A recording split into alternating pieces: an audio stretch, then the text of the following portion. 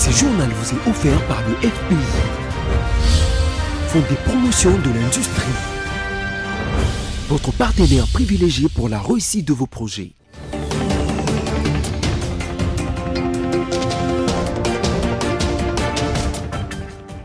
Bonsoir à tous et bienvenue dans ce journal consacré à la page rétrospective de la semaine. Tout de suite, les sommaires. L'investiture du gouvernement souminois interviendra entre les 10 et les 11 juin prochains, a rassuré Vital Kamerhe après un échange avec le président de la République, Félix Antoine Tshisekedi Tshilombo. Du lundi 3 juin au mardi 4 juin, plus de 2 millions d'élèves finalistes de la République démocratique du Congo ont passé les épreuves de l'examen national des fins d'études primaires ENAFEP à suivre dans ce journal.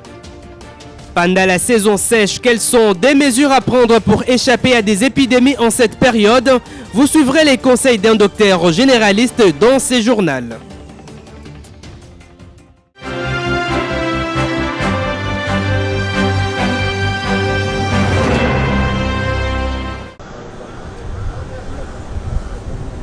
Madame Rosalie Matondo, ministre de l'économie forestière de la République du Congo, était porteuse ce samedi 1er juin d'un message du président Denis Sassou Nguesso adressé à son homologue de la RDC, Félix Antoine Tshisekedi Tshilombo. Reçue dans l'après-midi au palais présidentiel du Mongaliema, Madame Rosalie Matondo a remis au chef de l'État l'enveloppe contenant l'invitation lui adressée pour participer à la conférence internationale sur la forestation et le reboisement qui se tiendra du 2 au 5 juillet prochain à Brazzaville.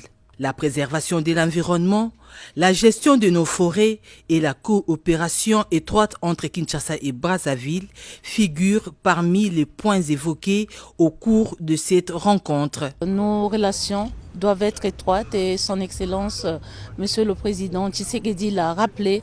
Il nous a demandé à ce que les deux secteurs soient intimement liés pour régler les thématiques qui sont des enjeux aujourd'hui planétaire, de la préservation de l'environnement, de la conservation de nos forêts et aussi de cette économie que nous devons promouvoir à travers nos ressources naturelles. Aujourd'hui, vous avez un ministère qui s'appelle le ministère de l'économie climatique. Donc nous devons nous mettre ensemble pour voir comment les ressources concilier la préservation de l'environnement et aussi l'essor économique de nos pays, parce que ce sont les ressources naturelles qui doivent donc nous aider à cet essor économique. Le bassin du Congo court un danger lié au changement climatique, a renchéri Madame la ministre de l'économie forestière. Nous vivons ces dangers, nous vivons ces effets liés au changement climatique avec le décalage des saisons, les températures qui augmentent, la sécheresse, mais également nous avons parlé du fait que nos communautés utilisent le bois comme source d'énergie domestique. Donc ce bois qui est exploité dans les forêts naturelles est une grande cause de déforestation. C'est pourquoi l'initiative de son Excellence, Monsieur le Président de la République du Congo, c'est de proposer à l'humanité tout entière une décennie mondiale de la forestation et du reboisement. La question de l'environnement intéresse au plus haut point la République démocratique du Congo, reconnue comme le pays solution aux problèmes climatiques. Ce forum sera une occasion de plus pour le président Tshisekedi de faire entendre la voix de son pays.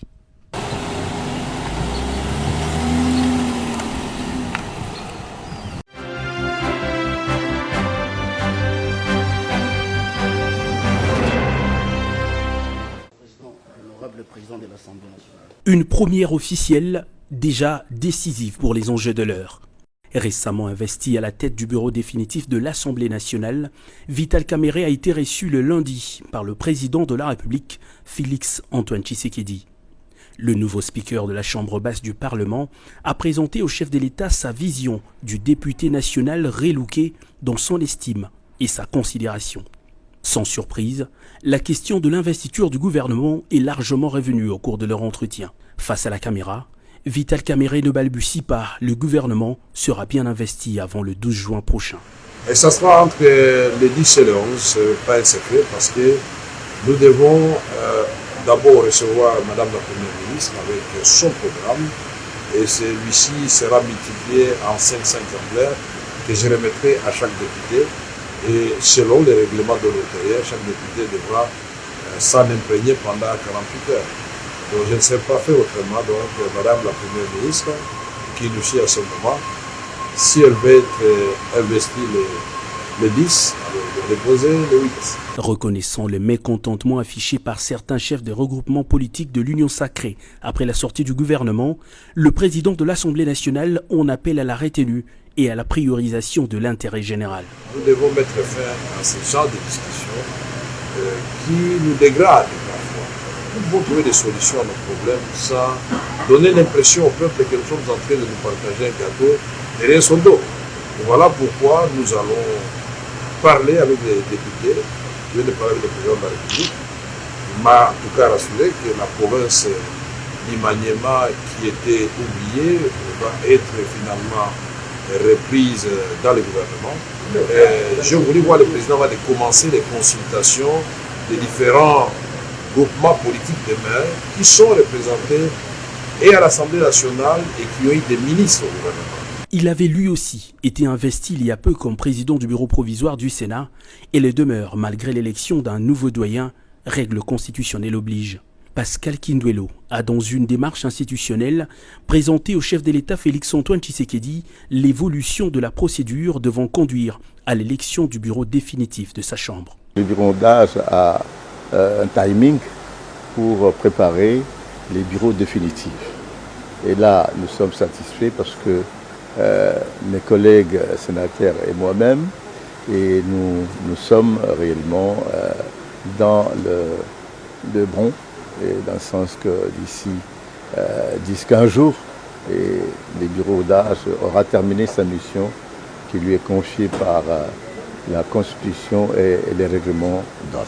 Ce n'est donc plus qu'une question de jours pour que toutes les grandes institutions du pays soient légalement investies.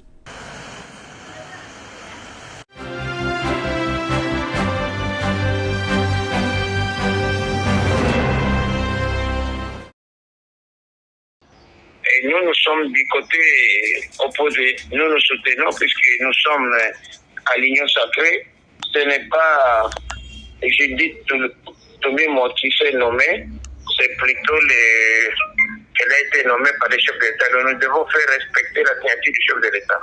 Nous sommes l'initiateur nous sommes déjà à 197 députés nationaux qui ont signé pour accepter l'investiture, puisqu'il y avait des collègues qui étaient manipulés par AFC de Nanga et l'M23 pour bloquer l'investiture du gouvernement en vue de faire échouer et humilier les chefs de l'État. Et nous avons dit, pas question d'humilier les chefs, c'est notre chef, il peut même s'être trompé, d'ailleurs les chefs ne se trompent pas. Donc la pétition, nous la faisons pour confirmer effectivement que le gouvernement est soutenu par sa majorité. Bien sûr, puisque déjà, si nous dépensons déjà la barre de 250 députés nationaux, donc il n'y a plus de crainte pour dire que si le gouvernement n'est pas investi, il tombe. Et notre démarche consiste à rassurer le gouvernement qu'il ne tombera pas, il sera bel et bien investi.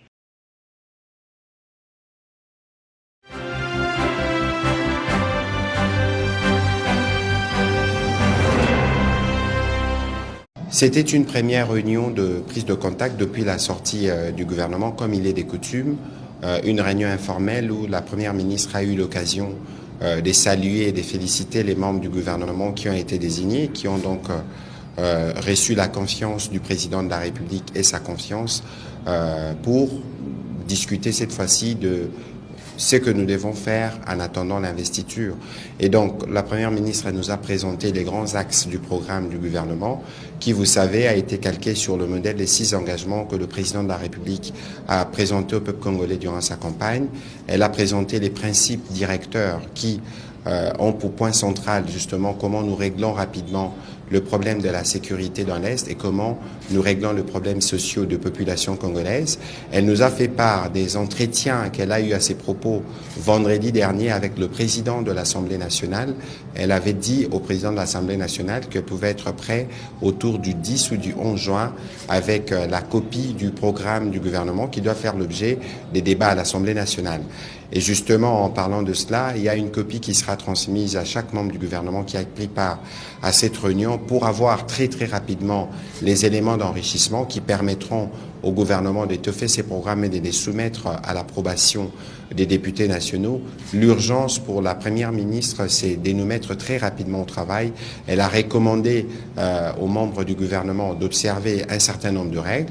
C'est peut-être pas l'occasion de revenir dessus, mais elle a beaucoup insisté sur la nécessité pour nous de travailler en équipe, dans la discipline, de nous assurer d'être efficaces et disponibles à l'œuvre de la République et du peuple congolais.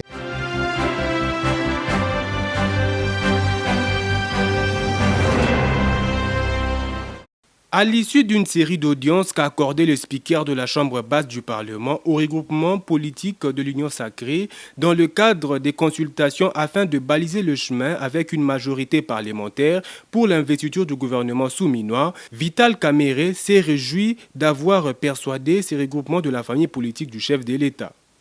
Tosilisi yango na esengo po badepute nyonso balobi atako tosepelaki te atako tozalaki na kanda puisque ndenge gouvernement esalemaki esepelisaki biso te mais tolobi intérêt ya peuple eleka liboso tokobloke mboka na biso te eza na mpasi déjà. De vive voix, les regroupements AB50, AAAP, le PALU, l'AFDCA, le MLC et l'AB ont exprimé leur accord devant la presse tour à tour au sortir de leur entretien avec le numéro 1 de l'Assemblée nationale. Nous sommes tombés d'accord qu'il faut investir ce gouvernement. Mais moi j'ai insisté. Avant de se parfumer, on se lave. Donc nous aurons l'occasion, lors de l'investiture, de nous exprimer pour que demain, on ne frustre plus les regroupements politiques, les forces politiques ou les simples députés. Et la RDCA sont tout à fait prêts à donner le quitus pour l'investiture du gouvernement de Madame Judith Suminwa Tuluka. Nous avons eu à passer en revue certaines questions spécifiques qui sont internes à notre famille politique, l'Union sacrée de la nation. Ce qui est important, c'est la conclusion à laquelle nous sommes arrivés, c'est-à-dire que nous donnons notre quitus pour l'investiture et nous allons soutenir ce gouvernement. Cependant, plus rien ne bloque encore l'investiture du gouvernement souminois en dépit des multiples protestations exprimées à travers une pétition qui semble être en gestation.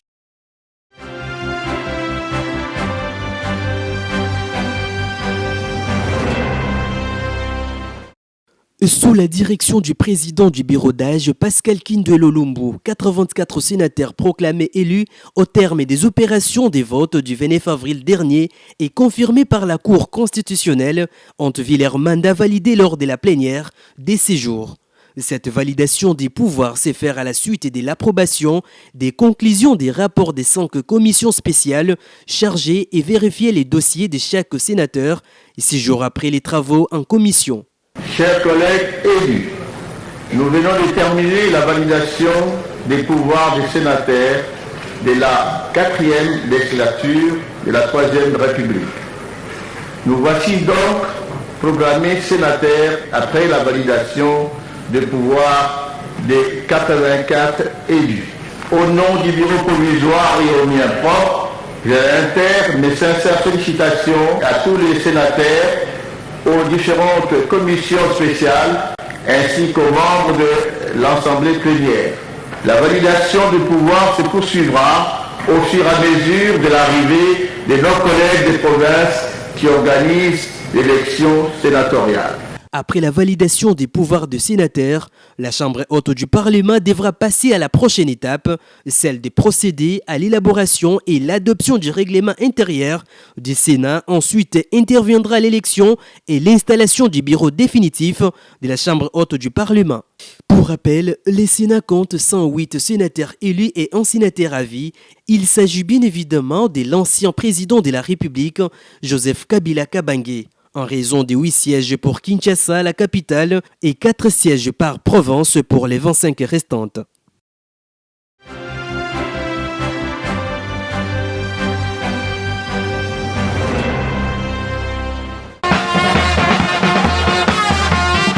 C'est au centre catholique Nganda, situé dans la commune de Kintambo, que s'est clôturé ce conclave du parti politique, leadership et gouvernance pour le développement qui a réuni durant 3 jours plus de 380 cadres et militants issus des différentes provinces de la République démocratique du Congo.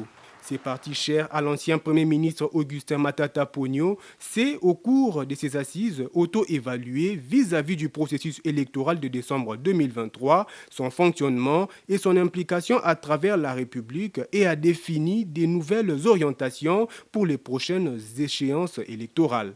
De ce qui précède, le LGD, réuni en conclave politique du 30 mai au 1er juin 2024, décide ce qui suit. De rejeter avec force qu'au nom d'une idée obscurantiste de la démocratie, l'histoire de notre pays soit un éternel recommencement et que l'on puisse, en défiant le peuple, se maintenir au pouvoir par la force en voulant modifier ou changer la Constitution. De doter au parti un plan quinquennal dénommé LGD Horizon 2028 afin de gagner les élections 2028 à tous les niveaux à travers le redimensionnement de la formation. S'agissant toujours du processus électoral de décembre dernier, qualifié de raté par l'opposition politique et au regard de la faillite de la CENI, face à ses missions d'organiser des élections libres, transparentes et apaisées, Augustin Matata Ponyo suggère sa suppression pure et simple. Bon, globalement, les travaux se sont bien déroulés. Ce sont les travaux des conclaves qui ont coïncidé avec nos 2 ans d'existence comme parti politique. Et globalement, le bilan est largement positif, comme vous le savez. Le LGD est devenu un parti d'opposition qui pèse. Le LGD est devenu un parti qui rayonne dans l'ensemble du pays. Mais mieux encore, le LGD est l'un des partis d'opposition auxquels les Congolais croient pour renouveler la vie des millions et des millions de Congolais. Nous avons fait état d'un chaos électoral et non pas d'un processus électoral. Un chaos électoral qui a amené les conclavistes à pouvoir suggérer la suppression pure et simple de la CENI et son remplacement par une structure internationale, indépendante, pour la simple raison que la CENI n'a pas répondu ni à l'essence de son existence, ni aux objectifs qui lui ont été assignés. La clôture de cette première rencontre de grande envergure des cadres et militants du LGD tenue après le processus électoral de 2023 a connu la participation de plusieurs représentants des partis politiques de l'opposition, notamment 2 grandes figures du parti Ensemble pour la République de Moïse Katumbi, à savoir le secrétaire général Dieudonné Bolengue-Tengue ainsi que le porte-parole Hervé Diakessé.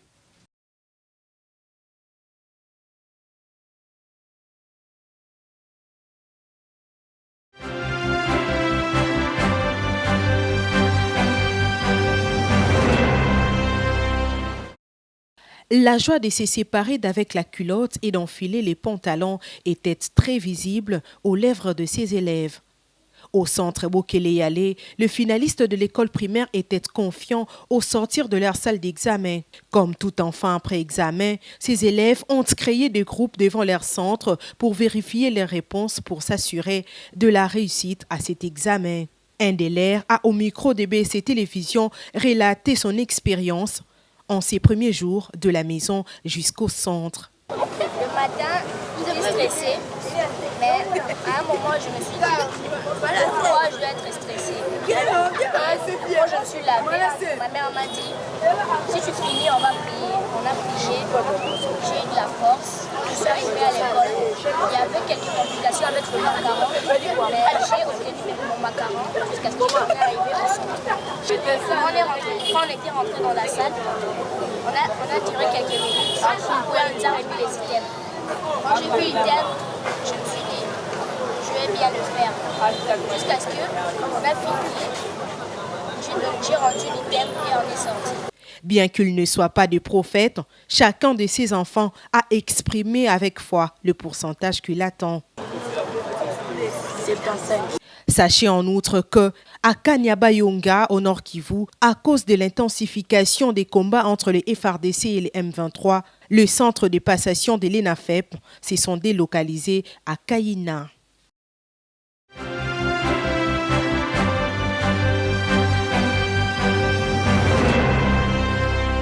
Aujourd'hui, il était question de ranger nos hommes en ordre de bataille.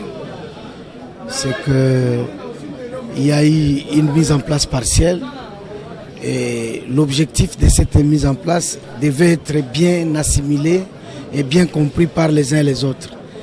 L'objectif, c'est d'avoir les résultats sur le terrain. C'est d'avoir une police qui répond aux besoins de la population.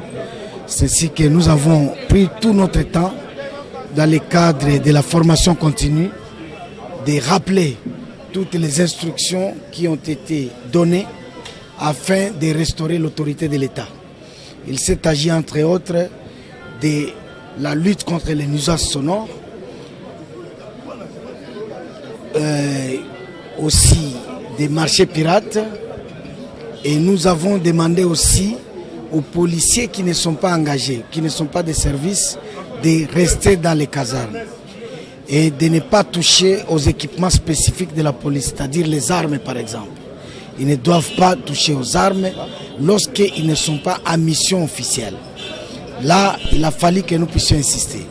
Et voilà tout pour...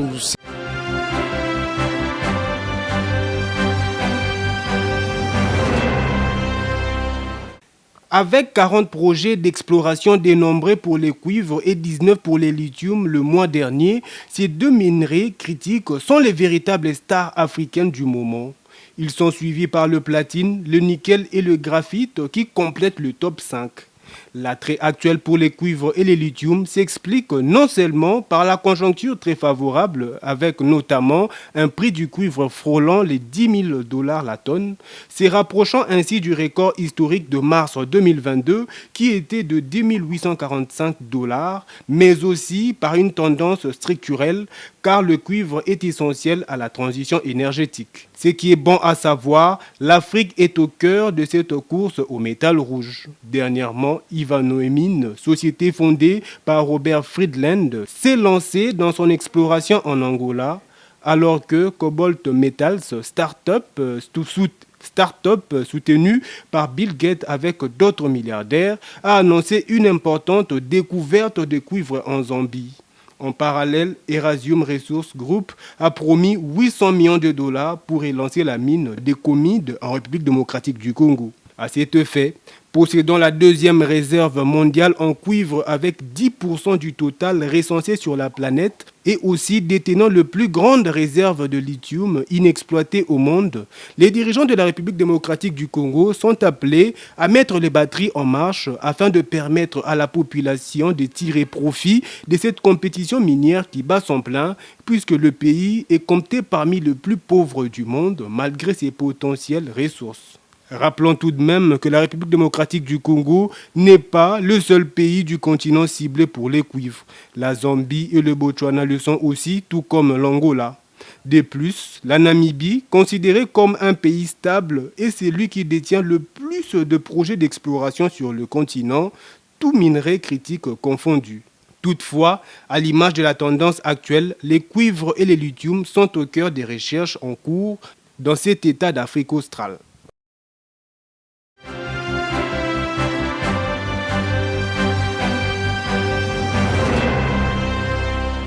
Le premier élément qu'il faut faire, c'est le rétablissement du cadre macroéconomique, qui est représenté par des indicateurs clés, les taux d'échange et les taux d'inflation.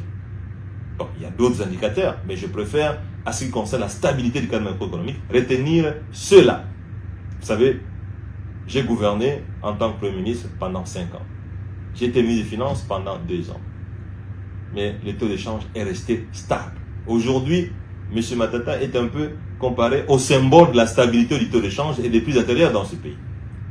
Mais la stabilité du cadre macroéconomique constitue la fondation sur laquelle peuvent s'ériger les murs de la prospérité. économique dans un pays. Donc la première recommandation, c'est que le gouvernement actuel puisse rétablir la stabilité du cadre macroéconomique. Stabilité des prix intérieurs, comme nous l'avons fait, stabilité des taux d'échange, comme on l'a fait. Il n'y a pas de mystère là-dessus. Le mystère, c'est une gestion rigoureuse des politiques conjoncturelles, politique monétaire, politique budgétaire.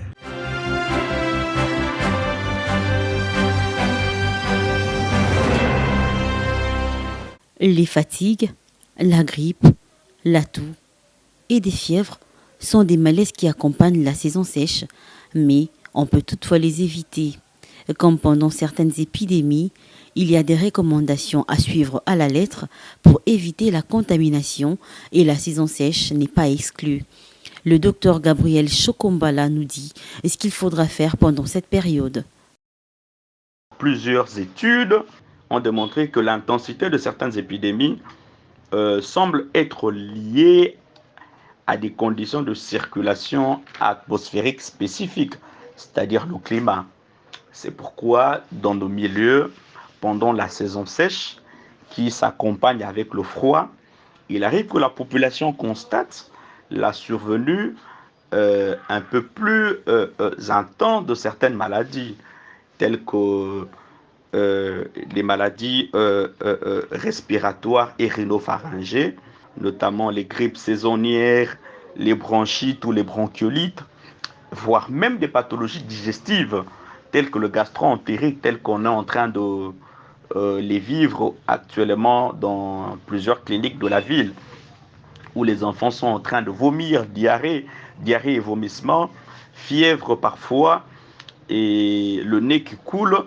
Voilà, ces pathologies ou ces épidémies surviennent spécifiquement avec le froid, mais régulièrement avec la survenue de la saison sèche et du froid qui s'y accompagne. En gros, certaines mesures qu'il faudrait adopter pendant cette période sèche ou froide que nous sommes en train de vivre, afin d'éviter la survenue de certaines épidémies au milieu de nous.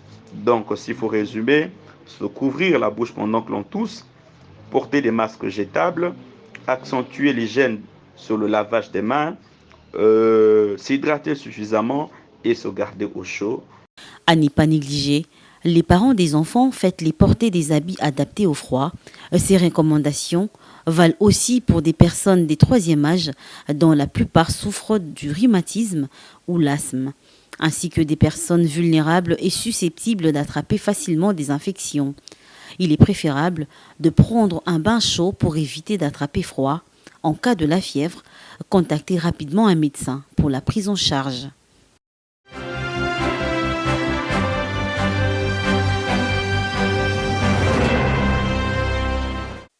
Derrière ce magnifique bijou au rond-point Gambela s'y cachent de grands trous. Chaque jour, d'après les témoignages des usagers de cette route, le motard tombe à cet endroit, alors qu'il y a quelque temps, le rond-point Gambela a été embelli, chose qui étonne énormément la population de ces coins. À la même direction des Gambela, cette fois-ci à Maringa, le même constat est fait. Ici, les caniveaux sont bouchés à cause des travaux débutés et abandonnés.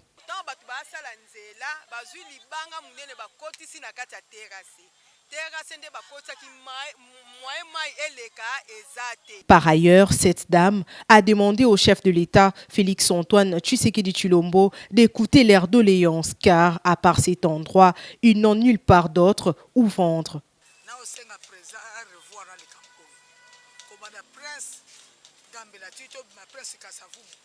Combien de têtes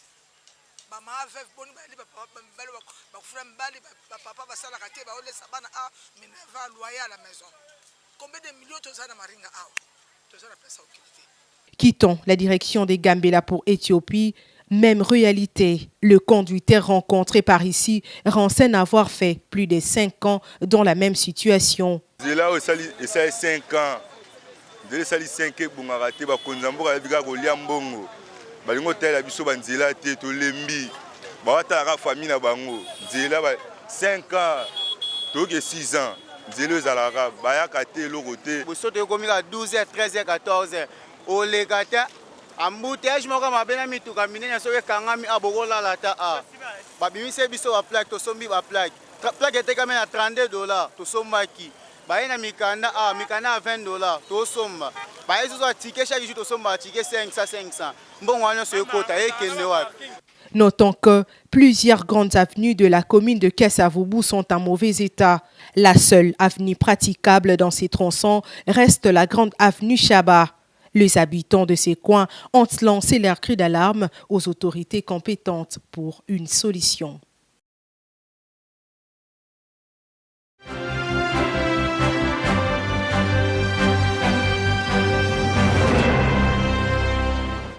Cinq nouveaux membres non permanents ont été élus jeudi au Conseil de sécurité de l'ONU.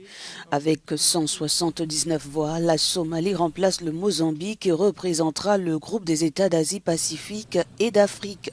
Ce vote marque le retour de Mogadiscio aux côtés du Danemark, de la Grèce, du Pakistan et du Panama. Le ministre somalien des Affaires étrangères a exprimé la détermination de son pays à relever ce défi. Dans le cadre de nos engagements, nous nous efforcerons de consolider la coopération entre le Conseil de sécurité et les organisations régionales, y compris l'Union africaine.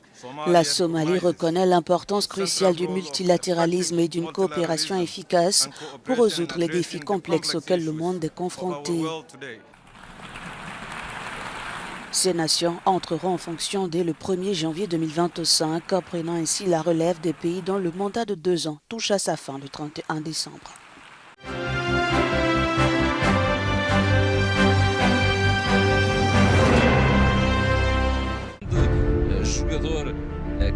La tension a été très présente à Dakar sur la pelouse du stade Abdoulaye Wade de Damnadio au cours de ces chocs du groupe B entre le favori, le Sénégal, champion d'Afrique déchu en février 2024, et le gros outsider, la République démocratique du Congo, 4e de la dernière CAN.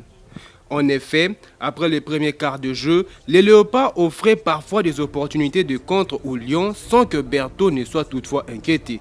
Mais le garçon d'Aliou Cissé a forcé finalement le verrou juste avant la mi-temps grâce à Smaïli Sarr qui concrétise en 2 temps avec l'aide du poteau une passe en retrait de Nicolas Jackson qui s'était arraché à gauche. Au retour des vestiaires, sans trouver la faille, les hommes d'Aliou Cissé ont été le plus entreprenants.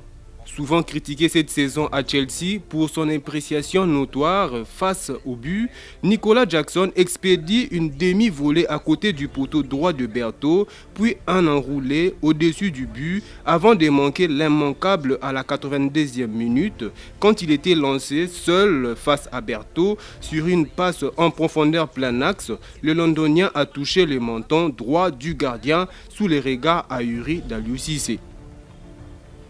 Cet incroyable loupé ne reste pas sans conséquence puisque 3 minutes plus tard, Fiston Mayele, sorti du banc 1 minute plus tôt, contrôle une passe en retrait d'un autre rentrant Shadrack Akolo et expédie un missile dans la lucarne d'Edouard Mendy, scotché sur sa ligne de but.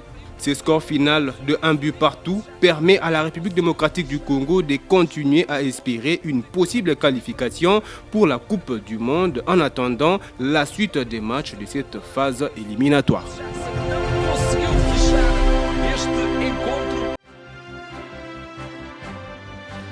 Place à présent au rappel des principaux titres.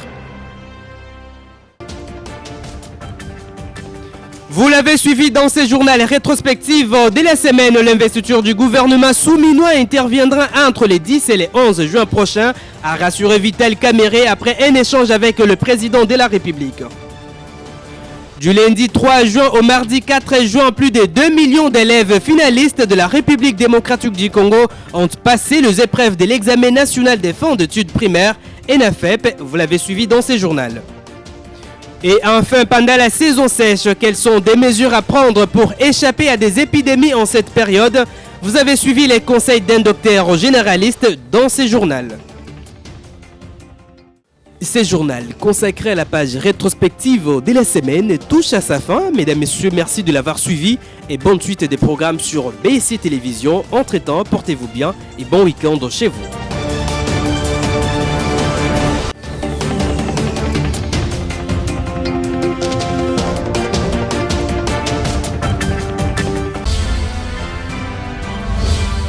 journal vous a été offert par le FPI, Fonds de promotion de l'industrie, votre partenaire privilégié pour la réussite de vos projets.